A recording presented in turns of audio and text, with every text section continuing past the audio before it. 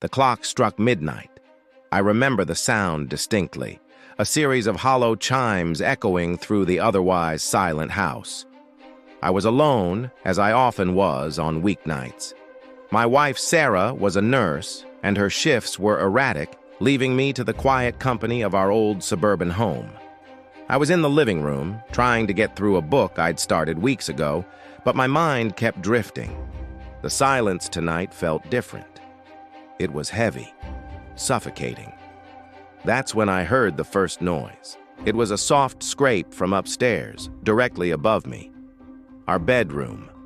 I paused, my eyes lifting from the page. It was probably just the house settling. Old houses make noises, I told myself. The pipes groan, the wood contracts. Nothing to worry about.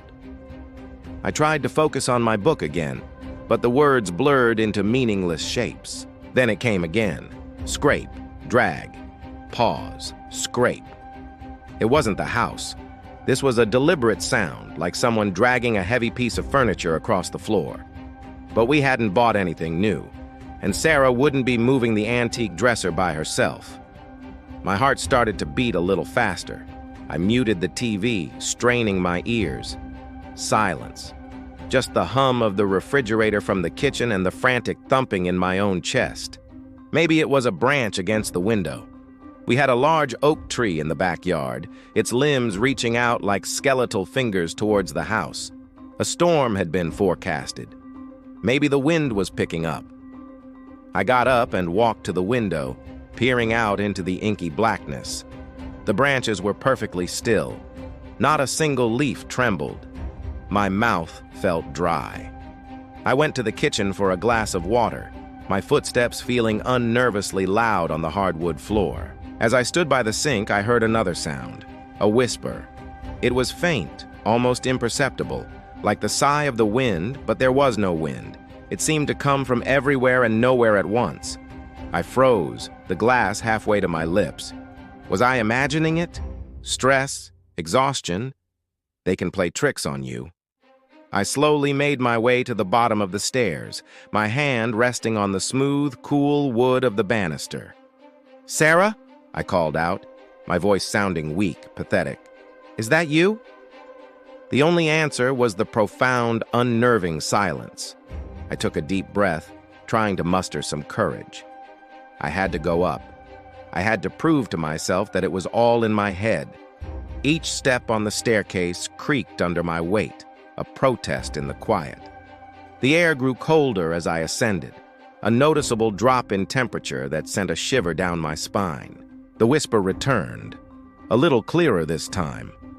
A sibilant hiss that seemed to slither around the edges of my hearing. It sounded like it was coming from our bedroom. The door was slightly ajar, just as I'd left it that morning. A sliver of darkness lay beyond it. My hand trembled as I reached out and pushed it open. The room was dark, the curtains drawn. The only light came from the hallway behind me, casting long, distorted shadows across the floor. Everything looked normal. The bed was neatly made, the clothes were put away.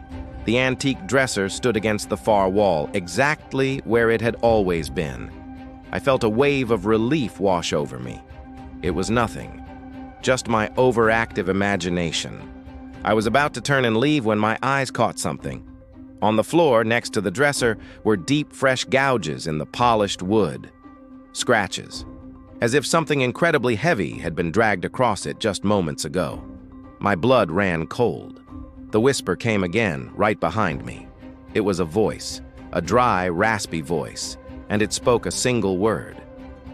Mine. I spun around, but there was nothing there. Just the empty hallway. But the bedroom door, which I had just pushed fully open, was now slowly swinging shut. It closed with a soft, final click, plunging me into absolute darkness. Panic seized me. I fumbled for the light switch on the wall, my fingers slapping frantically against the plaster. I couldn't find it. My heart was a drum beating against my ribs, a frantic rhythm of pure terror. Then I heard breathing. It was slow, ragged, and it was in the room with me. It was close, so close I could almost feel the phantom touch of its breath on the back of my neck.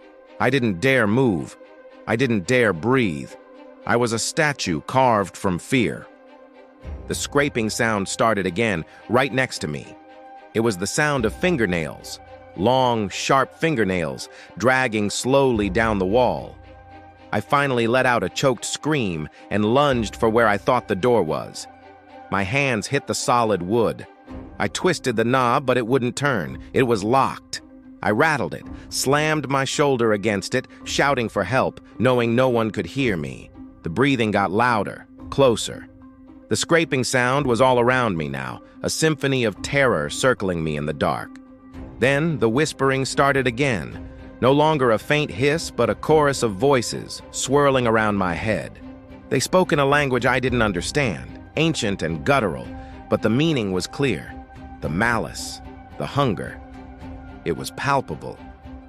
I could feel a presence coalescing in the center of the room, a spot of cold so intense it felt like it was burning my skin. My phone. I'd left it downstairs. My car keys were by the front door.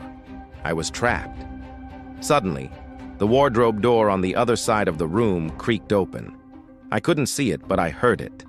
And from within, a new sound emerged. A soft, wet, dripping noise. Drip, drip, drip. It was a slow, steady rhythm that set my teeth on edge. Something shifted in the darkness. I could hear the rustle of fabric, the creak of floorboards as an immense weight settled. The breathing stopped. The whispering stopped. The scraping stopped. All that was left was the dripping and the suffocating silence. And that was somehow worse. The anticipation was a physical thing, a pressure building in my chest until I felt like I was going to explode. I squeezed my eyes shut, pressing myself against the door as if I could phase through it. Then, a voice spoke, clear as day, right in my ear. It wasn't the raspy whisper from before. It was Sarah's voice. "Honey," it said, sweet and concerned. "What are you doing? Why are you screaming?" For a split second, relief so powerful it made me dizzy washed over me. I opened my eyes, but the room was still pitch black, and I remembered. Sarah was at the hospital. She wouldn't be home for hours. The voice chuckled, a low gurgling sound that was nothing like my wife's.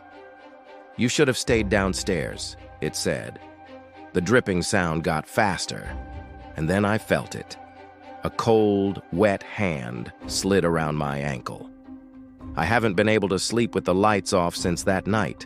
Sometimes when the house is quiet and the clock strikes midnight, I can still hear it.